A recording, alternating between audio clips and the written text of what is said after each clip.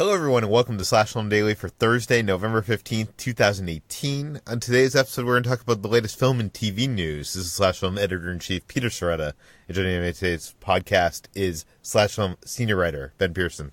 Hey, what's going on? And writer Hoai-Tran Bui. Hey, everyone. So, next week is Thanksgiving, and for those of you who don't know, the city of Hollywood basically shuts down on, big holiday weeks. All the executives take off, maybe even early. And we're starting to see that today because the news has kind of slowed down to a very slow rate. So we're working on less interesting stories than usual, but we do have some opinions to give you on these stories. So let's jump into it. Let's start off with FilmStruck, which it was announced was being canceled. There have been petitions, and now some filmmakers have gathered together in support of trying to save FilmStruck. HD, tell us about it. Yeah, so there was a huge uproar when Warner Brothers announced that it would be shuttering FilmStruck last month. And a petition arose online, which, as we all know, never really leads to anything. But then bigger names such as Guillermo del Toro and other acclaimed directors started to throw their weight behind this online petition. And now he and several other big name directors have banded together to plead with Warner Media Group to save Filmstruck.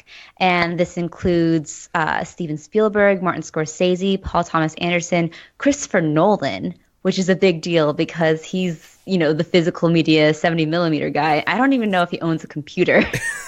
He doesn't own a cell phone. I'm surprised he even knows what a streaming service is, or wants to support one at least. Yeah, when you have not only Nolan but huge legendary filmmakers such as this, then you know that Filmstruck plays an important part, not just in cinephiles' heart, but in so many renowned directors. And they've penned not just one, but two letters to Toby Emmerich at Warner Brothers Pictures. He's the chairman at Warner Brothers Pictures Group.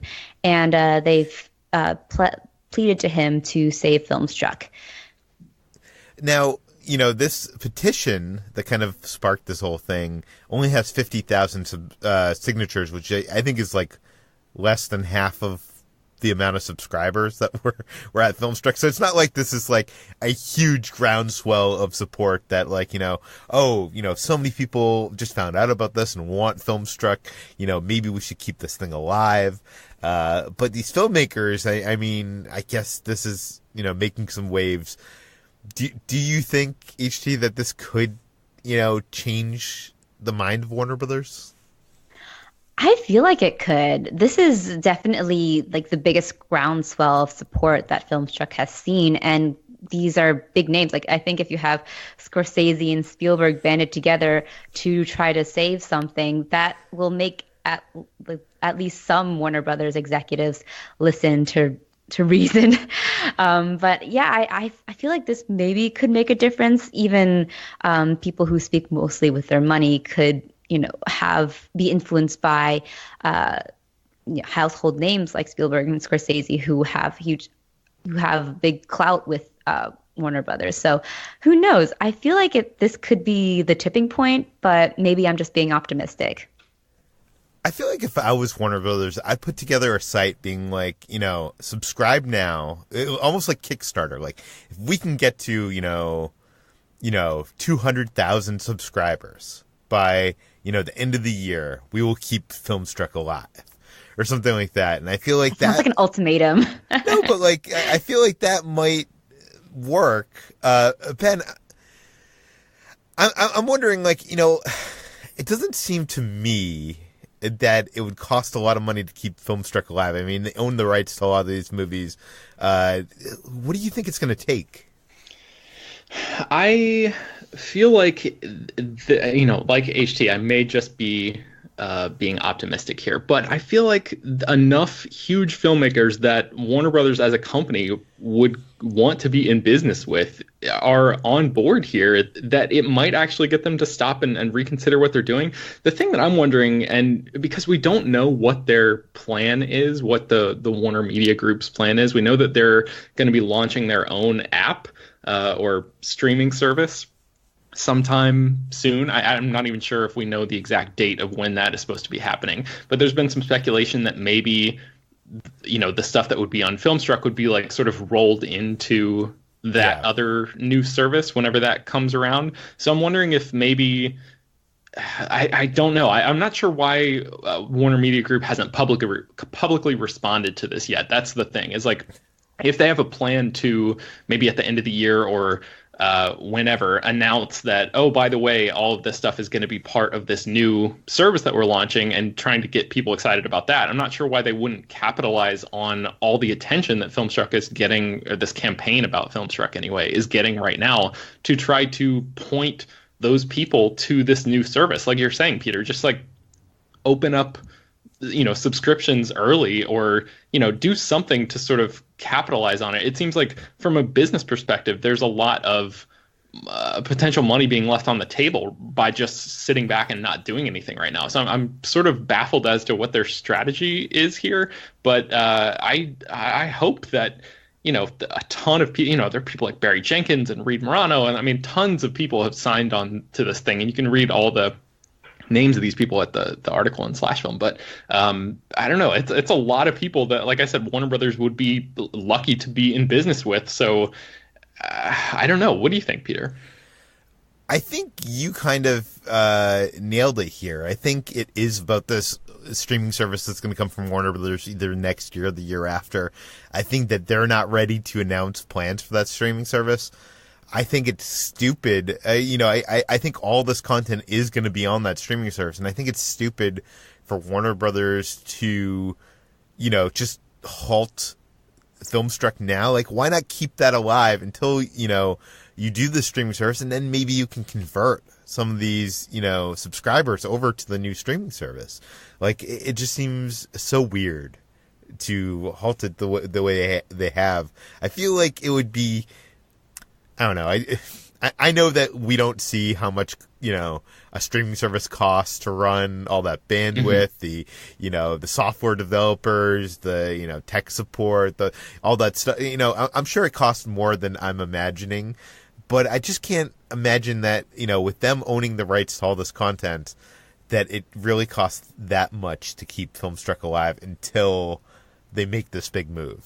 And I'm pretty sure that all this content is going to be on that service. So it's just...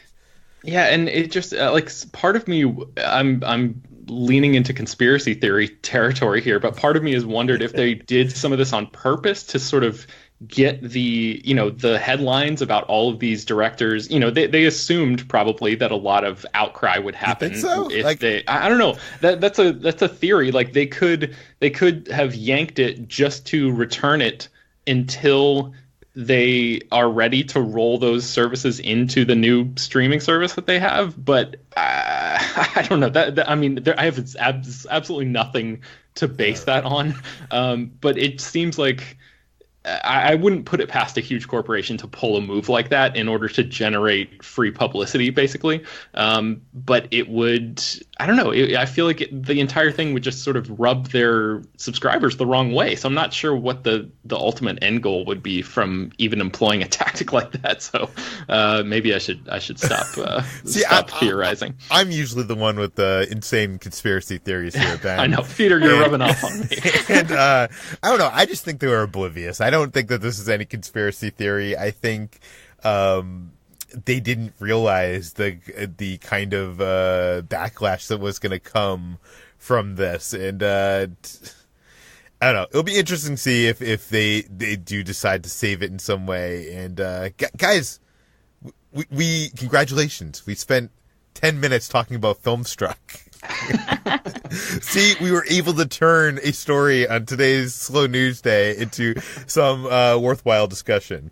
Let's move on to Amazon, who they have signed a deal with Blumhouse to produce 8 exclusive feature films from a group of diverse filmmakers. Ben, what do we know? Yeah, so Amazon has just closed a deal with the people at Blumhouse Productions to create 8 movies that are going to be directly, they're basically going direct to Amazon Prime.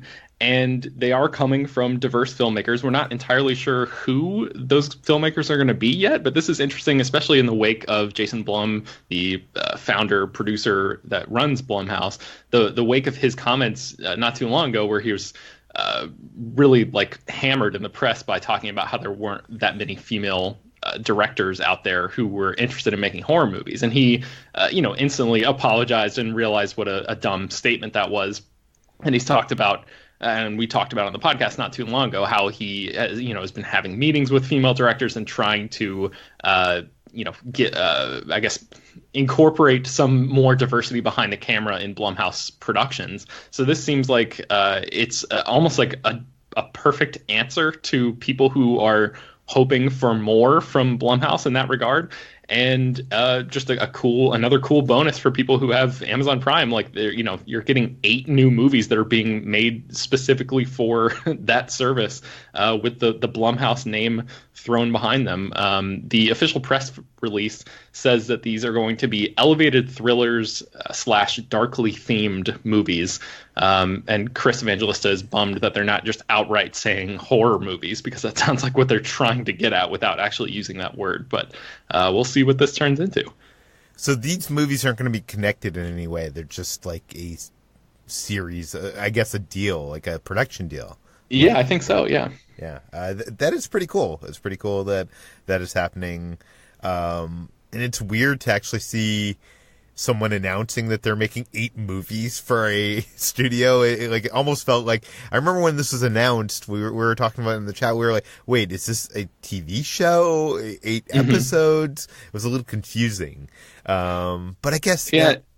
I was also going to say, it's worth mentioning, too, that these, I think this is the first real batch of projects that Amazon has worked on that are going directly to the streaming service that are feature films, because most of their movies have gone to theaters first. That's been the big difference between Amazon and Netflix before Netflix really started, trying to get into the awards game and stuff like that. So Amazon theatrically this year, they had Suspiria and Beautiful Boy, and both of those movies have not really performed that well at the box office. So maybe this is a way for them to potentially save some money on distribution costs and just, make stuff that just goes straight to that streaming service and serves that audience directly, instead of, hoping to reach out to a more general crowd. Yeah. Blumhouse Pictures is, a master of making films for next to nothing.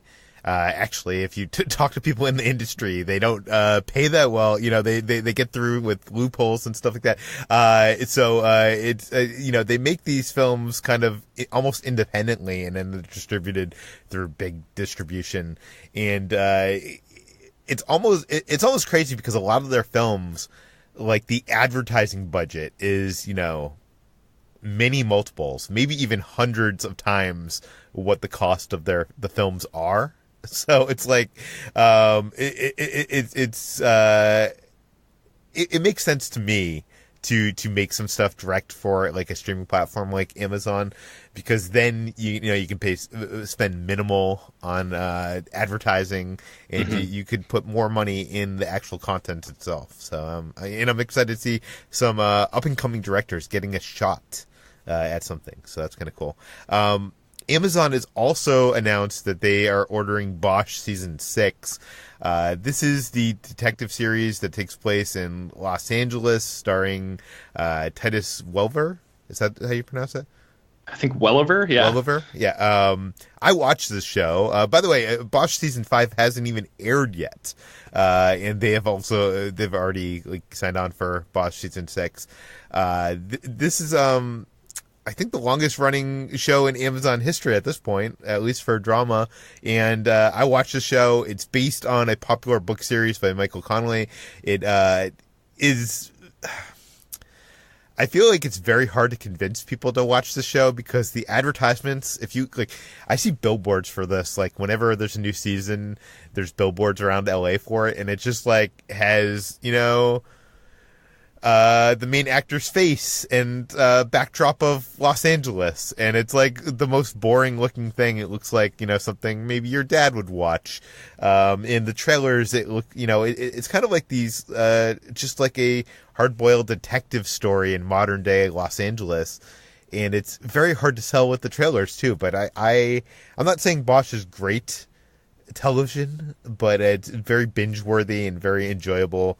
And so what makes it better than, you know, like an NCIS or one of those shows that is on like a major network? Well, I've never watched NCIS, so I don't know even what that really is. But I'm assuming that's like a case of the week kind of thing, right? I think so, yeah. Yeah, this is one case over the season, so it's almost it's in that whole era of TV that we're getting. It almost feels like a feature, or, you know, a movie, you know, in a television series sized package. Mm-hmm. So they're taking these books by Michael Connelly, which are like each there's a mystery in each one, but there's also like an overarching, you know, throughout the thing, you know, there's stuff going on with Bosch, and, you know, there's a mystery of like how his mother died, and there's stuff going on with his family and stuff like that. So that it continues throughout the stories, but it's every season is its own unique case that he follows. And I don't know, Ben, I actually think you might enjoy it because it takes you to places around Los Angeles that is kind of unique, and you might not visit and see. I feel like we're getting a lot more shows like this. Like I think I first noticed this with Dexter, where, like, you know, that first season of Dexter, which I don't think was matched by any of the seasons after that, was based on that first book. And because of that, it really, I feel like the way television usually works with the writer's room and stuff, they're kind of planning as the season goes on. And I feel like because they're adapting these books, it almost feels like the plot is strengthened, and it doesn't feel like they're just taking twists and turns as like they're going on with the season. Does that make sense? Yeah, I mean, it totally makes sense. And I know you don't watch, but I feel the same way about Game of Thrones. The early seasons adapt George R. R. Martin's novels like pretty, you know, they hew pretty closely to what Martin wrote on the page, and I feel like they're stronger seasons because of it. But yeah, I know what you're talking about. I agree with you, Ben. No, I've seen the early seasons, so I also do agree with you there. I do feel like there is, I don't know, I'm kind of loving this age of TV that we're adapting books into television series, and just having come off, you know, watching Fantastic Beasts 2 in theaters. HG, you haven't seen it yet, have you? I haven't. I get the feeling it's going to infuriate me, and I'm not really prepared. I won't spoil anything. Keep the secrets, hashtag, or whatever. But I kind of am more wishing that they just remake the Harry Potter series, like on this new Warner Brothers platform. I would love to see them remake the Harry Potter book series, with each season being a book, like, you know, 8 episodes for the first book. And then you would actually have the room to, you know, tell all of the stuff in J.K. Rowling's book. And I would much rather than this Fantastic Beasts series, which is, this latest episode infuriated me. I'll talk about it on the water cooler next week. But, okay, let's move on to, actually, first off, Ben, any interest in Bosch after my lackluster pitch? I mean, it was a fairly lackluster pitch, Peter. No, I'm vaguely interested. I enjoyed Titus Welliver on Lost. I liked him in his small role in the movie The Town with Ben Affleck. So, I mean, I haven't seen him as anything where he's been a leading man. So, I guess, yeah, I'm interested. It's one of those things where, like, there's too much enough. TV. Yeah, it's not enough to get me to subscribe. You know, it's one of the. I think what will probably happen is I will end up subscribing to Amazon Prime because I'm not a subscriber yet. I will subscribe when the new Lord of the Rings show comes out because I'll have to watch that. and then I'll probably just add Bosch to my queue at that point and go through it like in the background when I'm not doing anything else. So I'll probably get to it. It'll just be like 3 years or something. See, I'm kind of jealous because I'm kind of at the point that I'm searching for shows that have like a backlog of seasons that I can like binge for like a month. Does that make sense? Like, and I feel like I've gotten to all the like kind of big prestige things. The only thing that people have suggested that I have not dived into is The Americans, which I haven't seen any of that either. Yeah, so. I've seen the first season. I love it a lot. I just got overwhelmed with how many shows that are going on right now. I don't really understand your position, Peter, because every time a new series comes out, I'm like, there's too much to watch. Well, no, but I'm just saying, like, I want to have, like, something that, like, you know, has begun and almost is, like, ending, like, something, like, whole that I, like, because I feel like there's, like, a lot of shows, like, I feel like nowadays what happens is a series comes out on Netflix and I binge it in a weekend, and then I feel like it's over and it's empty. Like, I want to, like, have a longer, prolonged journey with a story, if that makes sense, and if that be that, like, you know, 5 or 6 seasons of a show that take me a month to get through, I don't know. Just, does that make sense to either of you? It does, yeah. It makes sense. Yeah. I see how that's getting more and more rare, especially if you've already started checking off, you know, the best ones going down. You're eventually going to run out of stuff like that because that's a pretty specific set of criteria at this point. Yeah, and I feel like as much as Jacob keeps on pitching me ER, I just don't think I'm going to dive into ER. I mean, you know what HG is going to say, right? Watch Doctor Who. Doctor Who, I know. But, like, that's more episodic. I want something more serialized is what I'm looking for. Is a very specific set of criteria, Peter. I guess you could always go back to The Wire, The Sopranos, if you haven't seen those. Like, the classics, you know? See, I've seen both of those, so... Anyways, never mind then. I don't know. If anybody out there has not that they know what I have seen and what I haven't seen, but if there is something that is probably out of the norm that has, like, you know, a bunch of seasons that is probably worth, you know, binging my way through, send your suggestions to peter@slashfilm.com. And if there's any good suggestions, I'll mention them on a future podcast. I know we've talked about this way too long, but something just popped into my head that I know has a lot of seasons. Have you seen Cheers yet, Peter? I have. Well, yeah, when it originally aired. I lived in. I am originally from outside of Boston, so that was like a big thing there because it supposedly took place in Boston, even though it wasn't really filmed there. But again, that's not like that's more episodic, right? Yeah, I guess so. That's man. Yeah, you're you're narrowing the window. I like serialized stories. I don't know. Okay, let's move on. Just like Amazon was buying a bunch of stuff from Blumhouse, Bad Robot has announced 6 new movies. Ben, what is going on here?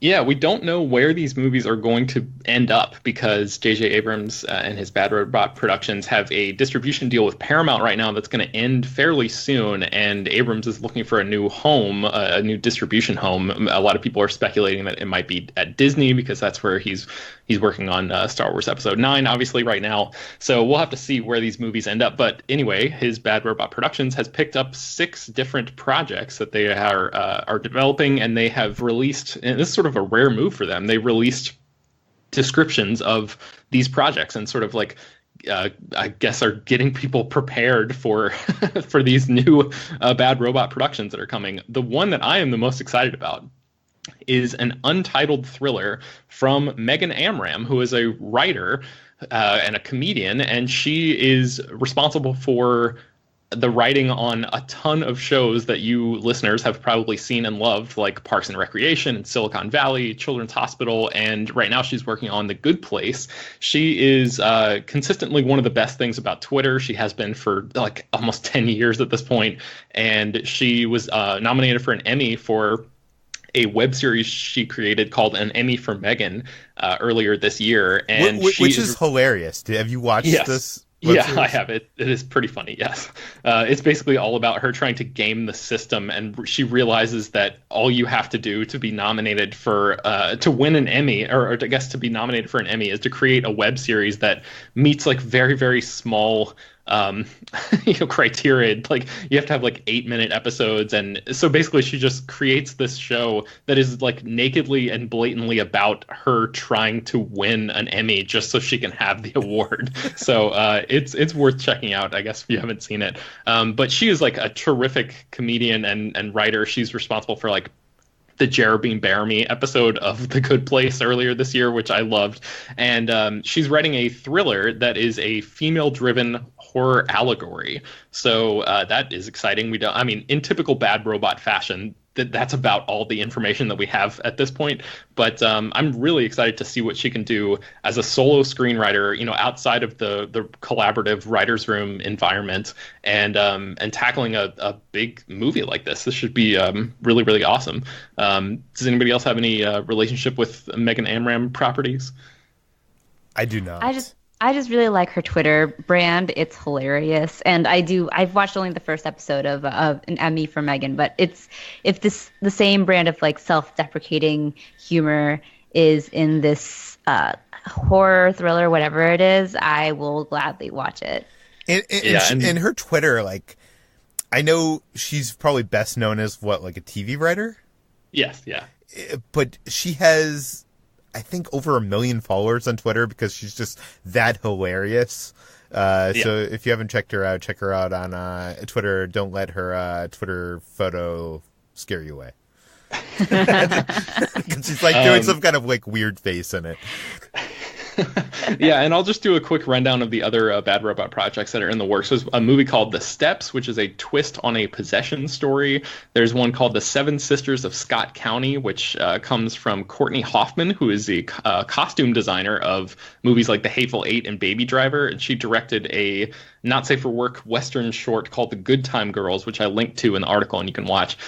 She's directing this movie, The Seven Sisters of Scott County, that is about moonshine, trucking, and sisterhood. So that could be cool. An untitled Ben Schifrin thriller. Apparently Ben Schifrin is the guy who wrote 9 Lives, which is that Kevin Spacey, Christopher Walken body-swapping cat comedy that came out in 2016. This movie is going to be a contained time travel story, the one that he's working on. So again, that's super vague, but very Bad Robot-ish. There's also a movie that is being described as Clerks for a New Generation called Everything Must Go, that is being written by Elisa McQuillan and Bobby Hall, who is also known as a rapper named Logic, and Hall is going to star in that. And then finally, there's a movie called Only the Lonely, which is described as a science fiction romance. And yeah, that's the Bad Robot slate as we know it right now. The Steps is pitched on an original idea by Stefan, who was the editor of 10 Cloverfield Lane, and he's an editor on Star Wars Episode 9. He's the guy that edited like probably any trailer that you loved in the last few years. Like he edited the Star Wars trailers for Force Awakens. He was involved with all of those, and he's won a bunch of those. What are those trailer awards? You went to it a couple years back. Yeah, the Golden Trailers. Golden Trailer Awards. Yeah, he is amazing, and I think he's eventually going to break out as a filmmaker, and maybe with this one. So, very interesting. Okay, let's move. Well, actually, before we move on, we don't know where Bad Robot is going to end up. I think we wrote an article a couple like last week about how a bunch of the studios were kind of vying for Bad Robot. That included Disney, Universal, and Warner Brothers.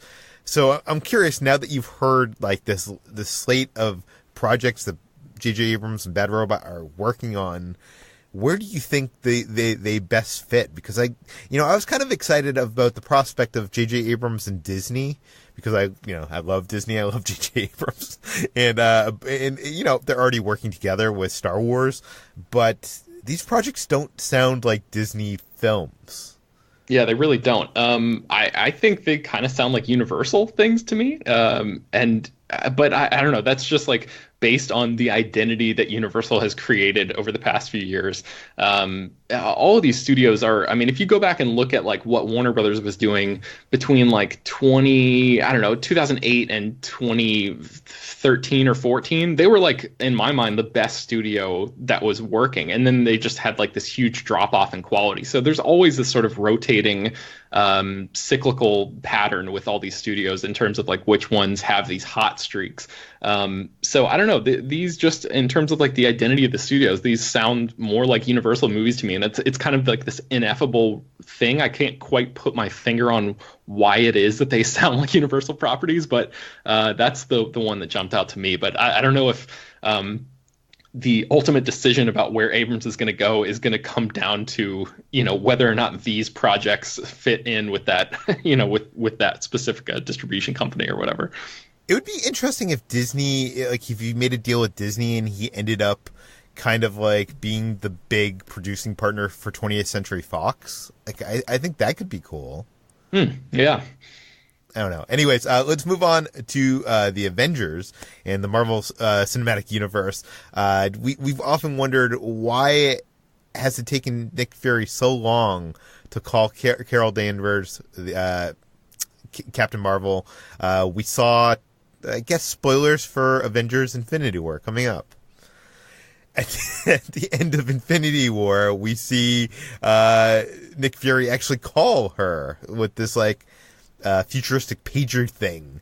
You know, why didn't Nick Fury call her during the Battle of New York while the Chitauri like opened a wormhole and were like attacking the biggest city, you know, in this country? HT, why? So this is explained in the Captain Marvel Prelude comic, which is going to be coming out and hitting shelves February 19th, 2019. And in the first issue of this Prelude comic, we get a glimpse at the moments leading up to Nick Fury and Maria Hill's post-credits scene that we see in Avengers Infinity War. So these two are reeling from the fallout of the Avengers' sort of dissolution following Steve Rogers and Tony Stark's huge battle. And Maria Hill advises Nick Fury to potentially call upon another hero they have on retainer, but he refuses, saying, "Nah, if we do our job right, we'll never be in a position of having to call her. Make sure you keep an eye on the raft. Got a feeling our guys will need a little assist kicking the door open," which is a really vague way of saying, and kind of fancy way of saying, they have her as like a last-ditch backup plan. And the writer for this comic book, Will Corona Pilgrim, explained that, quote, "Carol's the biggest gun you've got, and Fury's never one to waste a silver bullet. So if he's finally making that call after all this time, and after all he's faced along with the Avengers, then he's truly seeing the situation as a last resort." And this kind of like flies in the face of what happens with the Battle of New York and Avengers.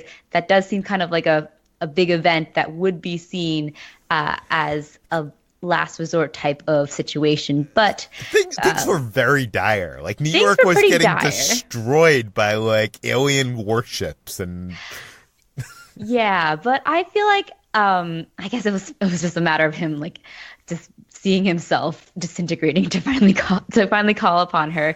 But you know what we need is we need the the George Lucas style special edition of Avengers where we see Nick insert shot of Nick Fury like opening the glove compartment, taking out the futuristic pager and like putting his finger on the button and be like and like waiting there like maybe should I.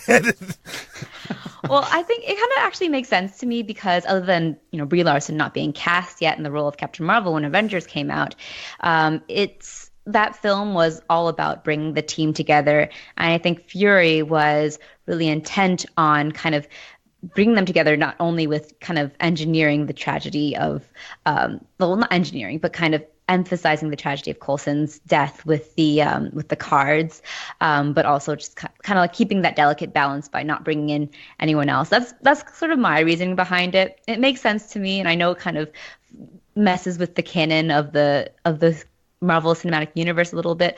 Like, why didn't they bring in Captain Marvel when, the president of the United States was being attacked in Iron Man 3.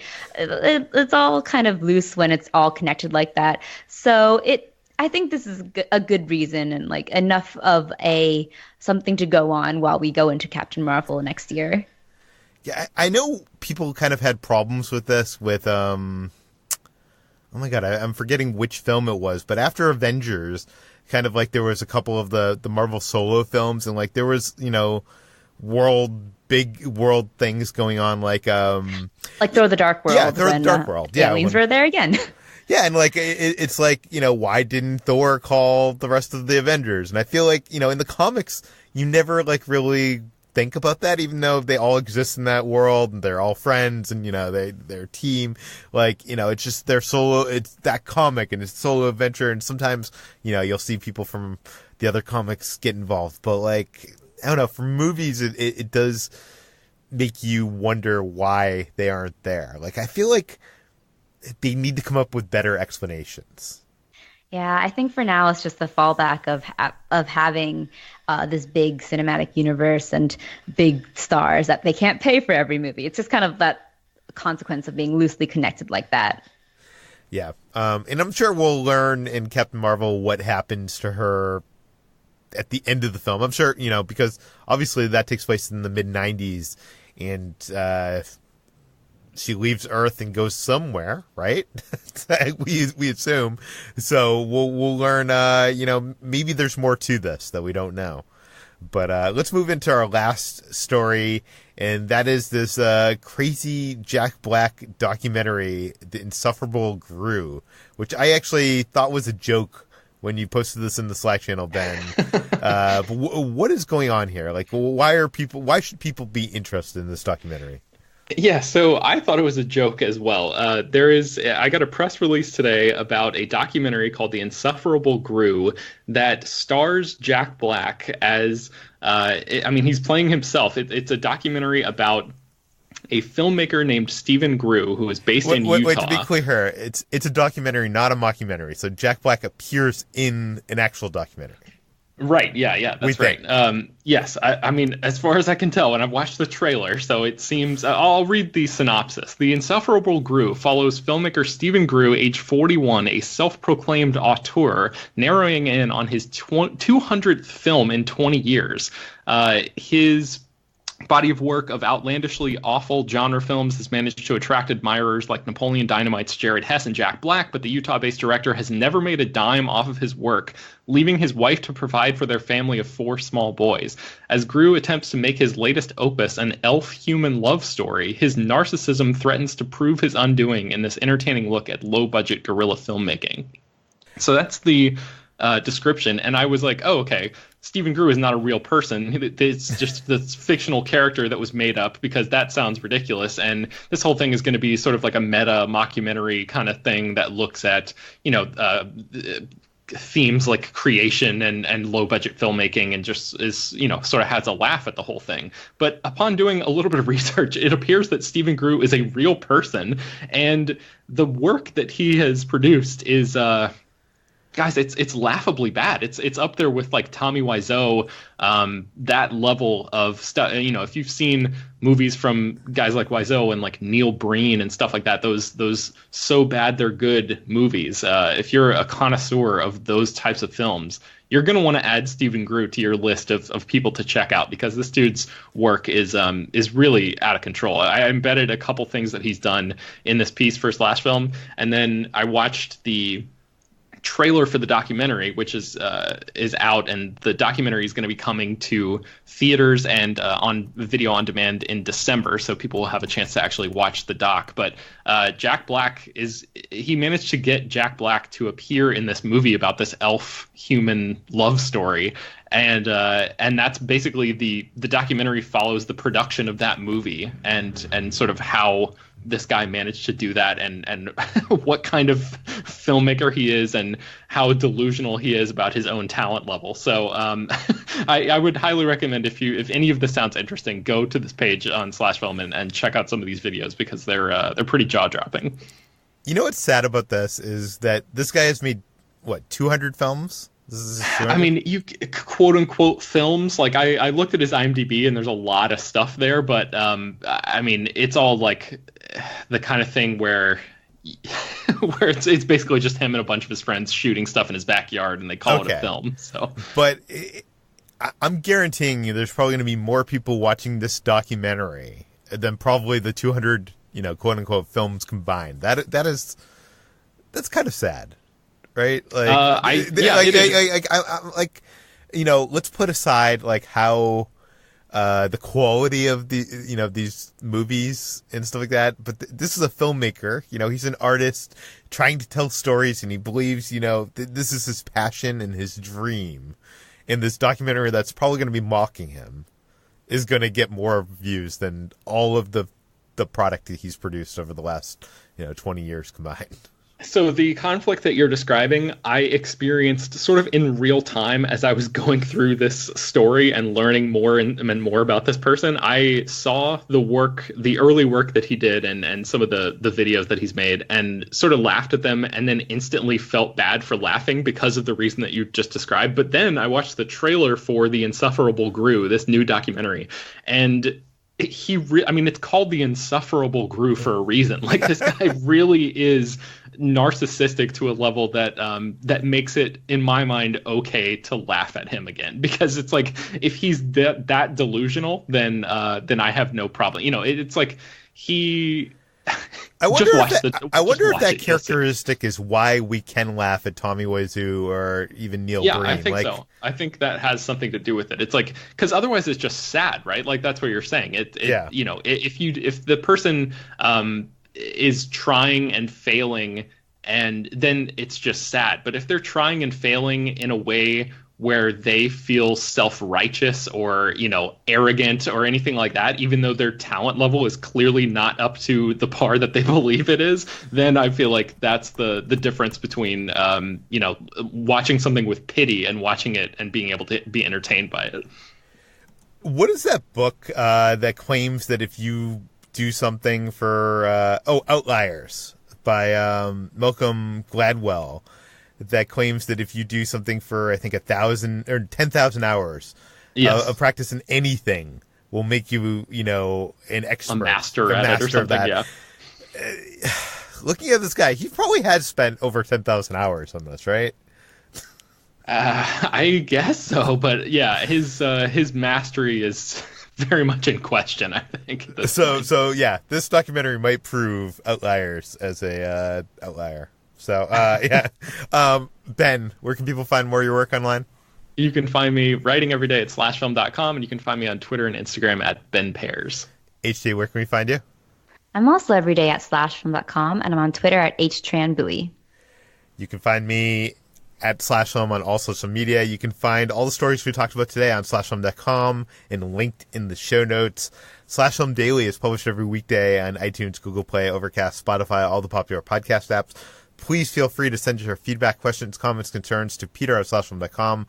I'm assuming it's going to be a slow news week next week, so we might need some questions. So if you have any questions, if you need life advice from Chris, if you have questions about movies that you want us to answer, if you have questions, what are our favorite movies about animals, whatever, send it to peter@slashfilm.com, and I'm guessing next week we'll have some time to answer those on the air.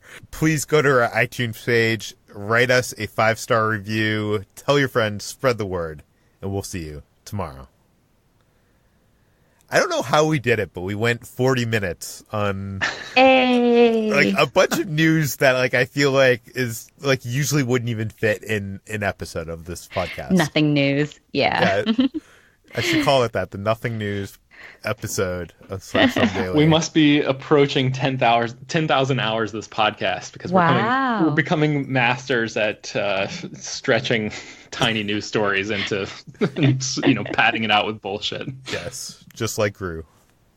Just like Groo.